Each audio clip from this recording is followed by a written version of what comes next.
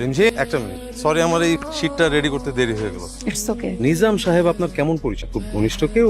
আপনাদের দুজনকে একসাথে দেখেছি, তাই ভাবলাম আপনার কাছে একটু জিজ্ঞেস। নিজাম সাহেব আমাদের এলাকার। কিছু মনে করবেন না, নিজাম সাহেবের সাথে আপনার যোগাযোগটা কম হলে আপনার জন্য ভালো হবে। এই কথা কেন বলছেন? Is a fraud guy. Excuse me, আপনি যাকে জানেন না তার ব্যাপারে এসব অ্যালিগেশন দেওয়া ঠিক না। অবশ্যই আমার কাছে প্রমাণ আছে, নাহলে তো আমি বলতাম না। আর প্রমাণটা হচ্ছে আমি নিজে। রিমঝিম, আমি নিজামের থ্রুতে কিছুদিন আগে একটা ফ্ল্যাট কিনি। ফ্ল্যাটটা কেনার পর থেকে নানা রকম জটিলতা ফেস করছি। আমাকে ফ্ল্যাটটা বুঝিয়ে দেওয়া হচ্ছিল, অথচ আমি ফুল টাকা কিন্তু আমি দিয়ে দিয়েছি। পরে আমি খোঁজ নিয়ে জানতে পারলাম জায়গাটা নিয়ে মামলা চলছে। এটা তো একটা চিটিং, তাই না? আমি তো ক্ষতিগ্রস্ত হচ্ছি। আমি এত টাকা জমিয়ে আমি ফ্ল্যাটটা কিনলাম, আর এখন নিজাম আমার ফোন ধরছে না। আপনি কি শিওর হয়ে কথাগুলো বলছেন? 100% রিমঝিম। ভাই তোর আপনাদের কোথাও খুঁজে পাইতেছি না ভাই। আমার মনে হয় কি তুই মনে হয় শহর ছেড়ে পালাইছিলাম। শুনছো বাবা নিজাম ভাইয়ের কাহিনী? পুলিশটাকে খুঁজতেছে। ওই যে দালালি করতো যে নিজাম ভাই, নিচে নামতে পারতাম না, বাসায় মিষ্টি পাঠাইতো। ফোন বন্ধ, ফোন বন্ধ। নিজামের বাচ্চা, আমার এতগুলো টাকা। হ্যাঁ শফিক ভাই, খোঁজ পাওয়া গেল? আমি তো কোনো খোঁজই পাচ্ছি না নিজামের ভাই, আমার এতগুলো টাকা। আপা আমি তো বাইরে সেই সকাল থেকে কল দিতেছি, আরে তো কই কলে পাইতেছি না, ফোনটা বন্ধ কইতেছে। আপা আমি খোঁজ পাইলে আমি আপনাকে জানাবো।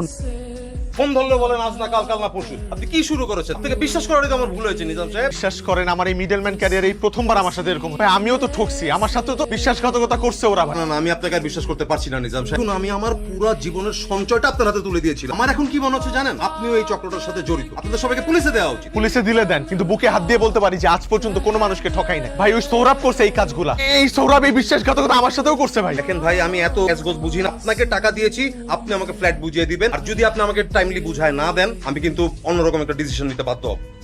ফোন ধরছে? ওই ফোন ধরে যে নিজামরা নাকি পুলিশ খোঁজে। দেখ ওই তো গাড়ি করে দান্দার ব্যবসা। আরে ও তো একটা বাটপার। সব নষ্ট করেছেন আপনি। কি নষ্ট করছে? আপনি আমার বিশ্বাস নষ্ট করেছেন।